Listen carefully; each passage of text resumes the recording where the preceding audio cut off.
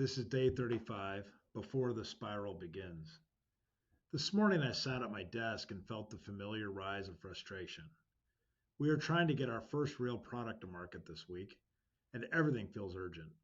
I am mad, upset, discouraged, and every other emotion that sits close to the surface when the pressure is high. I know these moments. They follow a pattern. One small setback becomes a larger story in my head if I am not careful.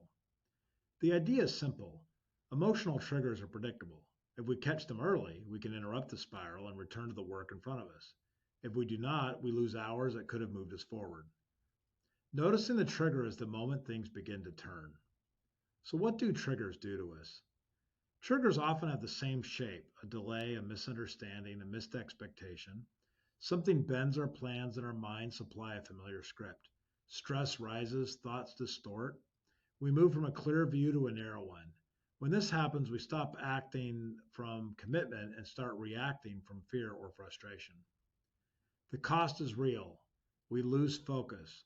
We forget our priorities. We react to noise instead of staying aligned with the work that matters. The day gets away from us. Most of this can be prevented with small steps taken early. We can notice the pattern. The first step is to identify triggers. They are usually ordinary: an unexpected message, a vague request, a teammate's delay, a tight timeline. When you notice what reliably sets you off, write it down. The pattern helps you prepare for the next time. This has been on my mind today. As the pressure increases on this product release, the small issues feel heavier than they are.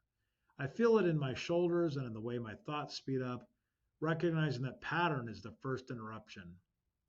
It gives me room to decide what comes next. Make space before reacting. Once you see the trigger, pause for a moment, take a breath, ask yourself, is this as big as it feels right now? Or will this matter from a year from now? These questions do not erase the problem. They calm the reaction. They slow the pace. They remind you that you still have agency. Supportive self-talk helps. A simple line prepared ahead of time works better than trying to invent one in the middle of the storm. Something like, this is a setback, not a failure. I can handle this. It brings your mind back to reality. It separates the feeling from fact. Reduce the friction. If you know certain triggers are predictable, shape your environment to reduce their power.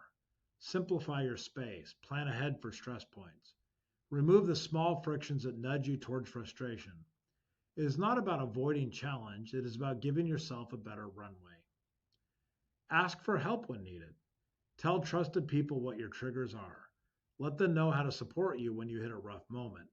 A calm voice, a short reminder, or a gentle question can make the difference between a small pause and a complete full tailspin. Try this, it helps me. Write down a trigger that showed up today, even if it feels very small. Prepare a single sentence of supportive self-talk that you'll use next time that trigger appears, and choose one way to reduce friction around that trigger tomorrow. These practices do not remove the difficulty, they just help you steady inside of it. They protect our commitments and keep us moving in the direction we decided on when our minds are actually clear. I needed that reminder today, and maybe you might have too. Let us notice the next trigger a little earlier and return to the work with calm resolve.